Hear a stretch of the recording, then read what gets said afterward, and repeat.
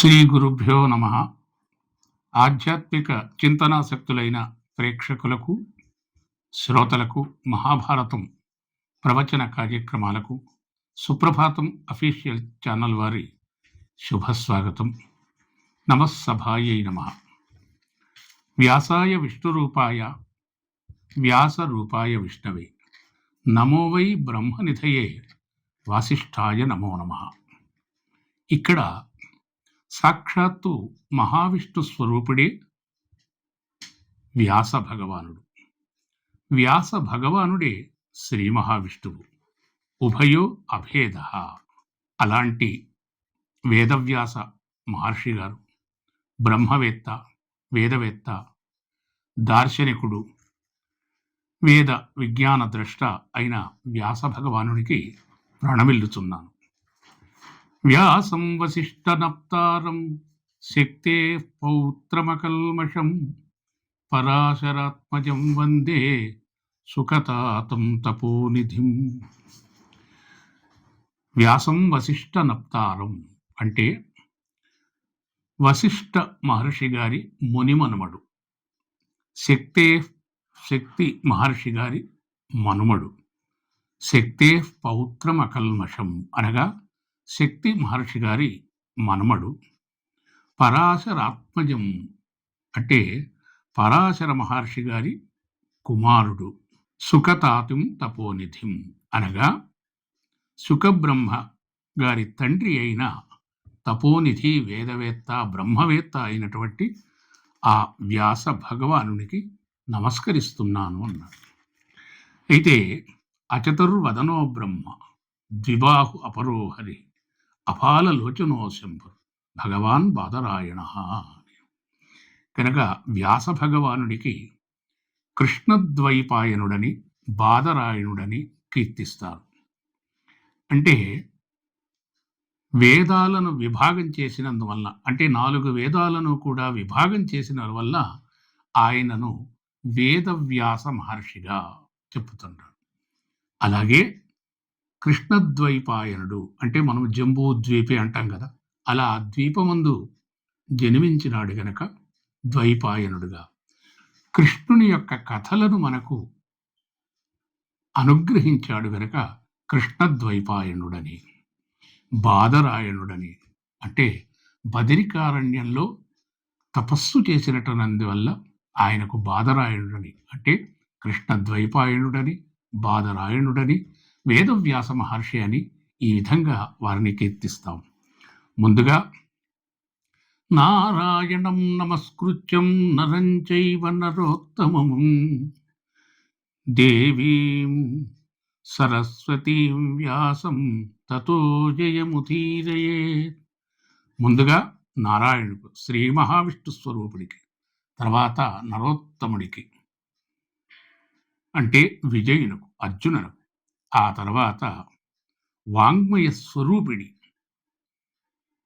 అక్షరస్వరూపిణి అయిన సరస్వతీదేవికి, అలాగే వేదాలను విభాగించి జగత్తునకు అందించినటువంటి యొక్క పురాణ వాంగ్మయను అనుగ్రహించినటువంటి యొక్క ఆ వేదవ్యాస మహర్షికి నమస్కులు.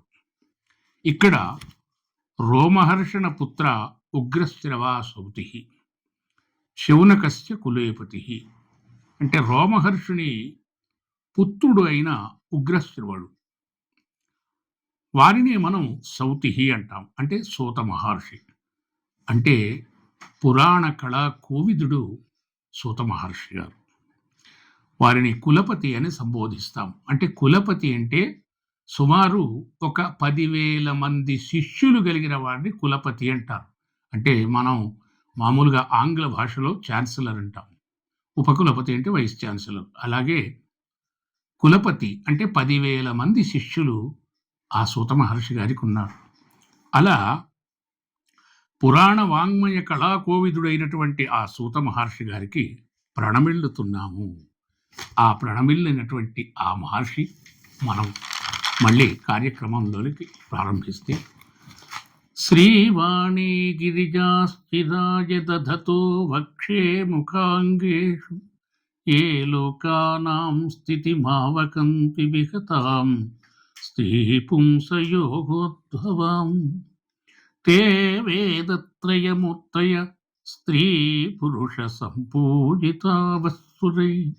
భూయాసు పురుషోత్తమాం భుజభవ శ్రీకంధరాశ్రేయసే. ఇక్కడ ముందుగా వక్షస్థలంలోనే ధరించినటువంటి వాడు శ్రీ మహావిష్ణువునకు, ముఖములో వాగ్రూపములో ధరించినటువంటి యొక్క బ్రహ్మదేవునకు, అర్ధనారీశ్వర స్వరూపుడు వామేన విగ్రహ వరేణ కళత్రవంతం వారాణసీ పురపతిం భజ విశ్వనాథం అంటాం. కనుక అర్ధనారీశ్వర స్వరూపుడైనటువంటి యొక్క ఆ పరమేశ్వరుడికి ఈ స్త్రీ పురుష సంయోగం ద్వారా ఈ సమస్త లోకాన్ని జగత్తును సృష్టించి సుస్థిరంగా లాలించి పాలిస్తున్నటువంటి యొక్క వేదత్రయ లాగా 3 వేదాల స్వరూపాలుగా ఆ దేవతలచే ఆరాధింపబడుతున్నటువంటి యొక్క ఈ త్రిమూర్తులు, అలాగే మహాకాళి, మహాలక్ష్మి, మహాసరస్వతి, ముగ్గురమ్మలు, త్రిమూర్తులు అలాగే ముగ్గురమ్మలు ఈ మహాభారత కథను ఆలకించి ఆస్వాదిస్తున్నటువంటి మీ అందరికీ ఆ త్రిమూర్తులు అనుగ్రహించి రక్షించురుగాక అని అక్కడ ముందుగా నన్నయ్య గారు తమ ప్రారంభంలో మంగళాచరణ శ్లోకంలో, ఇది సంస్కృత వ్యాస భారతాన్ని ఆంధ్రీకరించేటప్పుడు ఆ మంగళాచరణ శ్లోకాన్ని కూడా మనకు సంస్కృతంలోనే మనకు అందించాడు నన్నయ్య భట్టు గారు. అందుకే ప్రారంభంలో భారత రచన ఆంధ్రీకరించు సందర్భంలో ఈ సంస్కృత శ్లోకంలోనే ఈ త్రిమూర్తులను ధ్యానించాడు. ఎలా అంటే శ్రీవాణి గిరిజా స్థిరాయ దత్తుతో వక్షోముఖాంగేషు లోకానాం స్థితి మావహన్ వివహతాం అని ఇలా అనుగ్రహించి ఆ సంస్కృత మూల మహాభారత గ్రంథాన్ని యథాతథంగా మనకు ఆంధ్రీకరించి అనుగ్రహించినటువంటి ఆ ముగ్గురు మూర్తులు బ్రహ్మ, విష్ణు, మహేశ్వరులు. అలాగే ఈ రచించిన వారు కూడా కవిత్రయం, ఒకటి వేదత్రయం, ఒకటి మూర్తిత్రయం, ఇది మనకు కవిత్రయం. ఈ మూడింటి యొక్క భావార్థం ఈ మంగళాచరణం అంటే అద్భుతంగా మనకు అనుగ్రహించినటువంటి వారు నన్నయ్య భట్టు గారు. మహాభారతంలో ప్రధాన పాత్రధారి, సూత్రధారి, గాత్రధారి, లేఖకుడు ఎవరు అంటే ముందుగా మహాభారతాన్ని రచించాలి అనేటువంటి యొక్క సంకల్పం కలిగినటువంటి సందర్భంలో వ్యాస భగవానుడు ఈ మహాభారతాన్ని వ్రాయటానికి సంకల్పిస్తే మరి వ్రాయటానికి ఒకరు ఉండాలి, ఎందుకంటే చెప్పేవారు వ్రాసేవారు. మరి అలాంటి సందర్భంలో అలా రాయగలిగినటువంటి సమర్థత ఎవరికి ఉంది అంటే గణానాంత్వా గణపతిగుం భవామహే కవిం కవీనాపుపశ్రవస్తవం జ్యేష్ఠరాజం బ్రహ్మణాం బ్రహ్మణస్పద ఆనశృణ్వన్ నోతిభిः సీదసాధనం. కవిం కవీనాం అంటే జ్ఞానుల్లో శ్రేష్ఠుడైనటువంటి మహానుభావుడు ఈ మహాభారతాన్ని రాయటానికి సంకల్పించగానే మున్ముందుగా శ్రీ మహాగణపతిని ప్రార్థన చేశాడు. వక్రతుండ మహాకాయ కోటి సూర్య సమప్రభా నిర్విఘ్నం కురుమో దేవ సర్వకార్యేషు సర్వదా. అందుకే అతడికి మనం విద్యాగణపతి అంటాం. అంటే విద్య రావాలి అనుకున్నటువంటి వాడు ముందుగా గణపతిని ప్రార్థించాలి. తొండము నేకదంతమును తోరపు బొజ్జయు వామహస్తమున్ మెండుగ మోయు గజ్జులను మెల్లని చూపులు మందహాతు కొండక గుజ్జు రూపమున విద్యలకెల్ల వజ్జయి ఉండడి ఓయి గణాధిప నీకు మృక్కెదన్నంటాం. అంటే సమస్త విద్యలు రావాలంటే ఆ మహాగణపతి యొక్క అనుగ్రహం మనకు తప్పకుండా ఉండాలి. అందుకే వ్యాస భగవానుడు ఈ మహాభారతాన్ని రాయగలిగినటువంటి సమర్థత, శక్తి కలిగిన వాడు ఎవరయ్యా అని ఆలోచించి జ్ఞాన దృష్టితో చూచి మహాగణపతిని ధ్యానించాడు, స్మరించాడు. అలా స్మరించగానే మహాగణపతి ప్రత్యక్షమయ్యారు. శ్రుత్వై ప్రాహ విఘ్నేశ ఇదే లేఖిని క్షణం లిఖితో నావతిష్టేత తథాస్యాం లేఖనోప్యహం. అంటే అలా చెప్పగానే ఏమిటి, మహాభారత గ్రంథాన్ని నేను రాస్తున్నాను కనుక లేఖిని క్షణం, నేను ఈ రాసేటువంటి యొక్క ఈ గ్రంథం, నాకు మహాభారత గ్రంథాన్ని నీవు రాసిపెట్టాలి నాయన అని అంటాడు. అప్పుడు వ్యాసుడు అలా తెలపగానే ఆ మాట విన్న వెంటనే ఆ మహాగణపతి గారు, నా గంటము అంటే నా కలము ఒక్క క్షణ కాలము కూడా ఆగకుండా మీరు చెప్పాలి. నేను వ్రాయటం అంటే మీరు చెప్పటం ప్రారంభించారంటే నేను ఎప్పుడు ఒక్క క్షణం కాల కూడా నా యొక్క ఈ గంటము ఈ కలము ఆగటానికి వీల్లేదు అంటారు ఆ మహాగణపతి గారు. అందుకు ఆ వేదవ్యాస మహర్షి గారు అంగీకరించినటువంటి వాడై, నేను చెప్పే ప్రతి శ్లోకం, నాయనా నువ్వు రాయటం ఎంత ముఖ్యమో, చెప్పినటువంటి ఈ శ్లోకాలనన్నిటినీ కూడా సమర్థవంతంగా అర్థం చేసుకుని నీవు వ్రాయాలి. నేను చెప్పటం ఎంత ముఖ్యమో ఆ చెప్పినటువంటి యొక్క ప్రతి శ్లోకాన్ని కూడా నీవు అర్థం చేసుకొని వ్రాయాలి అని ఆ మహాగణపతి గ్రంథం, ఆ మహాగణపతి గారు ఈ గ్రంథాన్ని వ్రాయటం ఆరంభించారు. అంటే ఇంతటి విశిష్టత కలిగినటువంటిది ఈ మహాభారతం.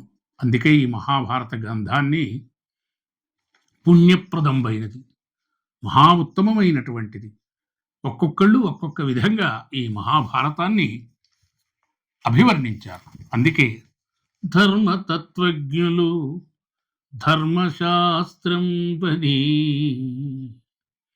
అధ్యాత్మవితులు వేదాంతమనియు, నీతి విచక్షణుల్ నీతి శాస్త్రం బని, కవి వృషభులు మహాకావ్యమనియు, లాక్షణికులు సర్వలక్ష్య సంగ్రహమనియు, ఐతిహాసికులు ఇతిహాసమనియు, పరమ పౌరాణికులు బహుపురాణ సముచ్చయం బని మహికొనియాడుచుండ, వివిధ వేద తత్వవేది వేదవ్యాసుడాది ముని పరాశరాత్మజుండు, విష్ణు సన్నిభుండు విశ్వజనీనమై పరుగుచుండె చేసే భారతంబు.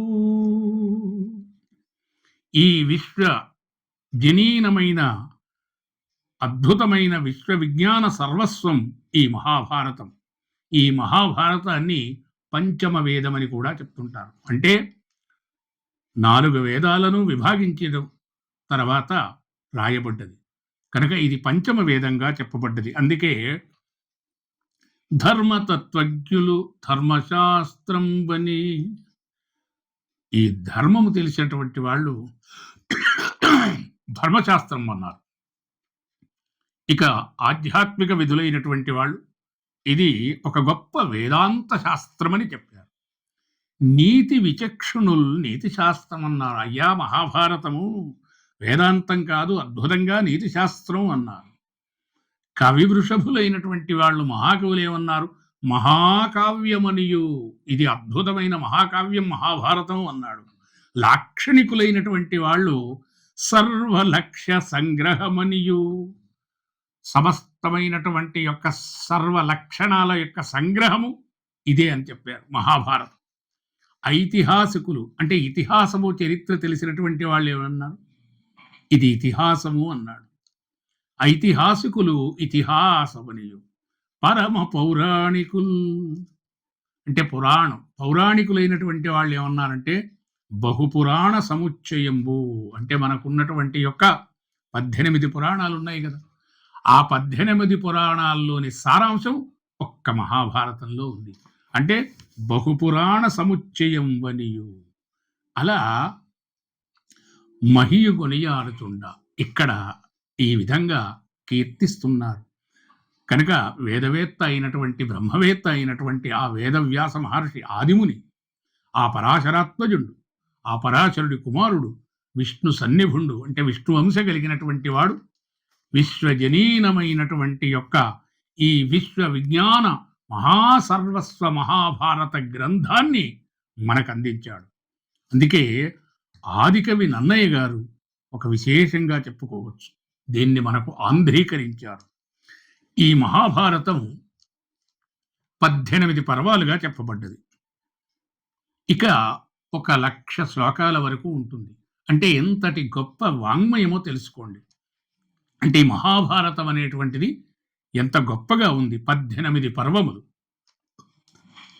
1,00,000 శ్లోకములు, 63 ఆశ్వాసములు, 100 ఉపపర్వములు.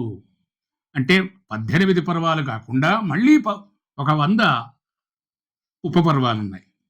ఇక 21,000 పద్యములు గద్యములున్నాయి. ఇది మహాభారత గ్రంథం. ఇందులో పర్వాలు ఏమేమున్నాయి అని మనం ఒక్కసారి విచారిస్తే ఏ ఏ పర్వాలున్నవి అంటే మొట్టమొదట ఆది పర్వం. ఆది అంటేనే మొదలు.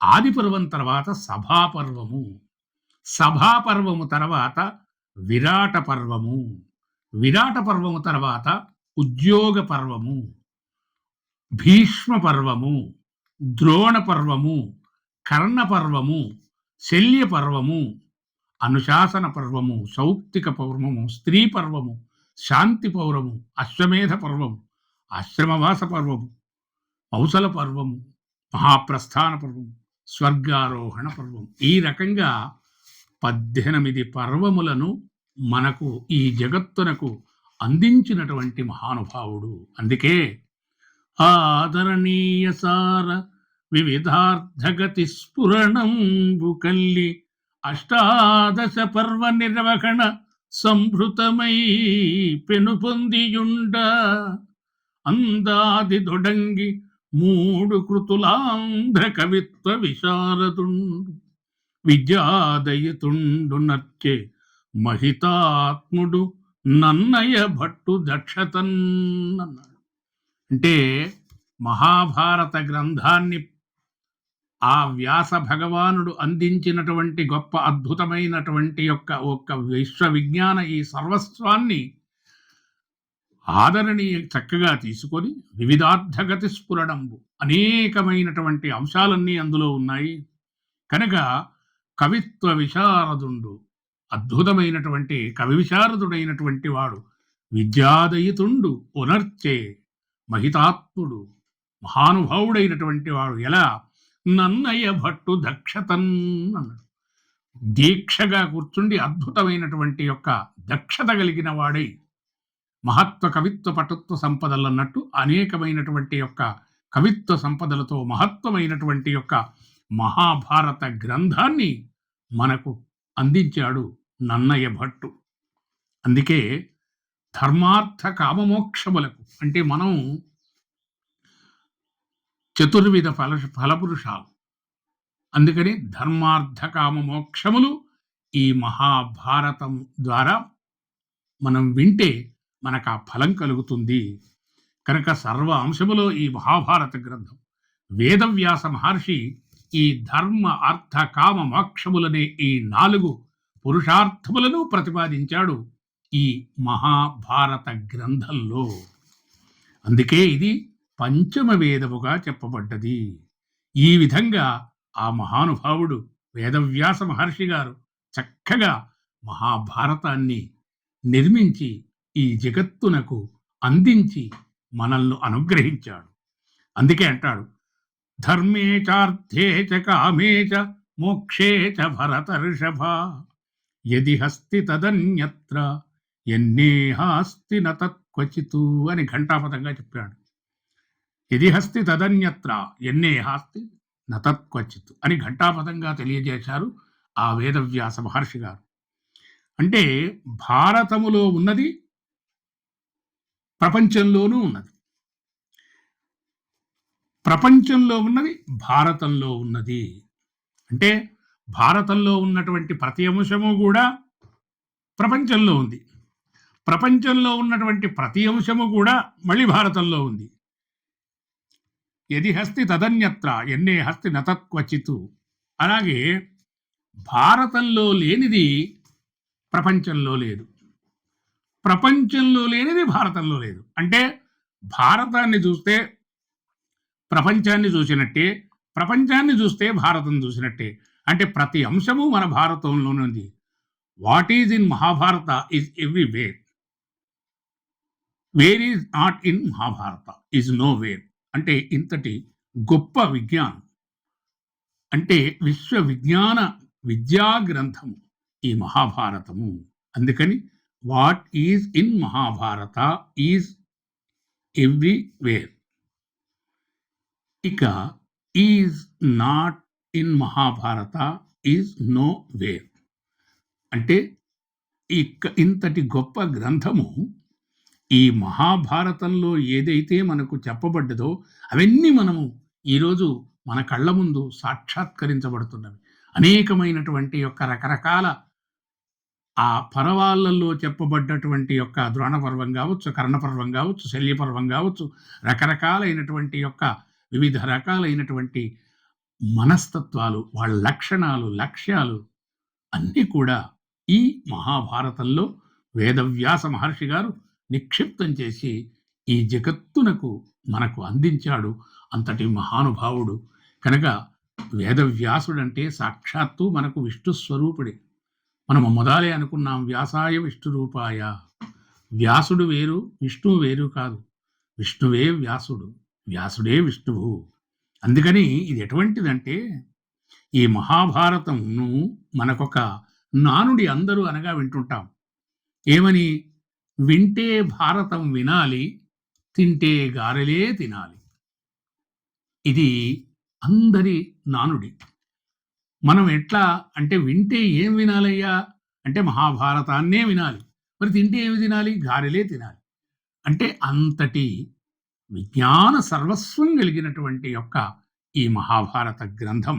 అందుకని మహత్వాత్ భారతత్వాత్ మహాభారత, అద్భుతమైనటువంటి భారం కలిగినటువంటి మహత్తు కలిగిన పరమ పవిత్రమైన మహాపుణ్య గ్రంథం ఈ మహాభారతం. ఈ విశ్వజనీనమైన ఈ విశ్వ విజ్ఞాన ఈ విద్యా గ్రంథం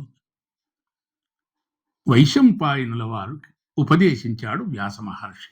ఎందుకంటే 4 వేదాలు 4 శిష్యులకు ఉపదేశించిన తర్వాత ఈ మహాభారత గ్రంథాన్ని వైశంపాయన మహర్షికి చక్కగా ఉపదేశించి అనుగ్రహించాడు వేదవ్యాస మహర్షి గారు. ఆ వైశంపాయనుడు చెప్పిన విషయాన్నే మనకు సూతల వారు తెలియజేస్తారు. ఈ మహాభారత గ్రంథానికి జయం అని కూడా ఒక పేరుంది. ఎందుకు అంటే ఈ మహాభారత కథలో అర్జునుణ్ణి కృష్ణుణ్ణి ఇద్దరిని చరిత్రలు చెప్పబడ్డవి, కీర్తించబడినవి. అందుకని యత్ర యోగేశ్వర కృష్ణో తత్ర పార్థో ధనుద్ధరః తత్ర శ్రీ విజయో భూతి ధ్రువా నీతిర్మతిర్మమ. కనుక ఎక్కడైతే కృష్ణార్జునులు ఉన్నారో అక్కడ విజయం చేకూరుతుంది. అందుకనే ఈ మహాభారత గ్రంథానికి విజయం, జయం అని మనం పిలుస్తాం. అందుకని ఇది ఒక జయగ్రంథంగా శబ్దంతో కీర్తించబడినది. కృష్ణార్జునులు నానాగుణ కీర్తన, కృష్ణార్జునోత్తమో నానాగుణ కీర్తినార్థ ఫలమై ద్వైపాయనోద్యానజాత మహాభారత పారిజాత అమనం ధాత్రీ సుర ప్రార్థ్యమై అన్నారు. అంటే ఇక్కడ ఈ మహాభారతం పారిజాత కల్పవృక్షం. అంటే ఇందులో మనము నమస్కరిస్తే మనకు అన్ని ఫలాలు చేకూరుతాయి. కృష్ణద్వైపాయనో ధ్యానజాత అంటే ద్వైపాయనుని ద్వారా ఈ మహాభారత పారిజాతం అమరున్ చక్కగా మనకు అందించబడ్డది. ధాత్రీ సుర ప్రార్థ్యమై ఈ చక్కటి ఈ భూలోకాన్ని తరింపజేయటానికి వచ్చిన గొప్ప కృష్ణార్జునోత్తమ నానాగుణ కీర్తన. అంటే కృష్ణుణ్ణి అర్జున్ని ధ్యానించబడ్డది కనుక ఇది జయగ్రంథము అని కూడా మనకు ఈ మహాభారత గ్రంథాన్ని కీర్తిస్తారు. అందుకే ఈ మహాభారత కూడా ధర్మార్థ కామ మోక్ష చతుర్విధ ఫల పురుష అర్థములను ఇందులో ప్రతిపాదించబడినవి. కనుక అందుచే ఈ కల్పవృక్షమని ఈ మహాభారతాన్ని నన్నయ్య గారు చక్కగా అభివర్ణించారు.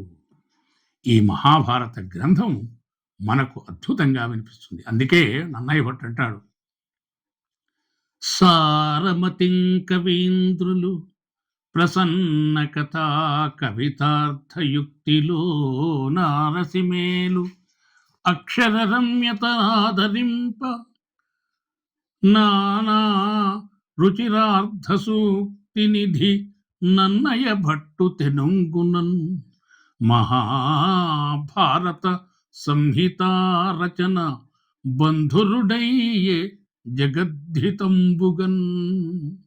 సారమతిన్ కవీంద్రులు ప్రసన్న కథా కవితార్థయుక్తి కనుక ప్రసన్న కవితార్థయుక్తితో అక్షర రమ్యతతో శబ్ద సౌందర్యంతో పద్య భావ గాంభీర్యంతో నానారుచిరార్థ సూక్తి నిధి ఆ మహానుభావుడు నన్నయ్య గారు, ఆ ఆదికవి ఆ నన్నయ్య భట్టు గారు ఈ మహాభారతం మహాగ్రంథాన్ని ఈ జగత్తు కళ్యాణం కోసం చక్కగా మనకు చందోబద్ధంగా అందించినటువంటి ఒక గొప్ప గ్రంథంగా చెప్పబడుతుంది. అందుకని అటువంటి మహాగ్రంథం ఏం చెప్పబడుతున్నాడు అంటే, ఇక్కడ మనకు ఆయుష్యం చక్కగా ఆయుష్యుడిస్తుంది, ఆరోగ్యాన్ని ప్రసాదిస్తుంది. ఐహికాముష్మిక శ్రేయ ప్రాప్తి నిమిత్తం ఐహిక సాముష్కి మనకు సేవ్యంబై చక్కగా వేద వేదాంత విద్యాయుక్తం బగుదాని చెప్పతొడంగి భారతాఖ్యానమున్. అటువంటి మహాభారతాన్ని మనకు చక్కగా వినిపించాడు ఆ జనమేజయ మహారాజు. ఆ చక్కగా ఆయన జనమేజయ మహారాజుకు వినిపించాడు వైశంపాయనుడు. ఆ వైశంపాయనుడు చెప్పినటువంటి అద్భుతమైనటువంటి మహాకథనంతా కూడా మనకు సూతుల వారు శౌనకాది మహర్షులందరికీ కూడా అద్భుతమైనటువంటి నైమిషారణ్య అంటే అది ఒక తపోక్షేత్రం, ఒక జ్ఞానక్షేత్రం, ఒక పుణ్యక్షేత్రం.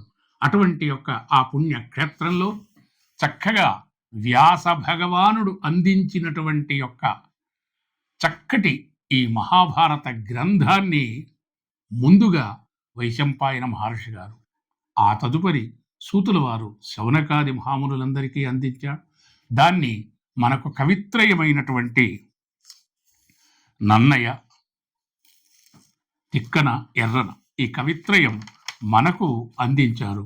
అటువంటి గొప్పనైనటువంటి మహాగ్రంథాన్ని మనం యథామతిగా యథాశక్తిగా సమయానుకూలంగా అప్పుడప్పుడు ఆ యొక్క మహాభారత గ్రంథం యొక్క ధారావాహిక ప్రసారం చేసుకుంటూ ఆ వేదవ్యాస మహర్షి గారు, ఆ కవిత్రయం గారి పద్యాలు, ఆ వేదవ్యాస మహర్షి గారి శ్లోకాలు, ఆ పురాణ ప్రవచనాన్ని మనం చక్కగా ఆ రసామృతాలను మనం ఆస్వాదిద్దాం. ఈ మహాగ్రంథాన్ని గురించి మనం మరొక భాగంలో మరల ఈ గ్రంథాన్ని దర్శిద్దాం, మళ్ళీ కలుద్దాం. స్వస్తి ప్రజాభ్య పరిపాలయంతాం న్యాయేన మార్గేణ మహిం మహీషా గోబ్రాహ్మణేభ్యః శుభమస్తు నిత్యం. లోకాః సమస్తాః సుఖినో భవంతు. ఈ మహాభారతాన్ని మీరు వినండి, వినిపించండి. మేము ఈ ప్రసారం చేసినటువంటి ఈ సుప్రభాతం అఫీషియల్ ఛానల్ ద్వారా ఈ మహాభారతాన్ని మీరు చక్కగా విని ఆలకించండి, ఆస్వాదించండి. స్వస్తి, శుభం.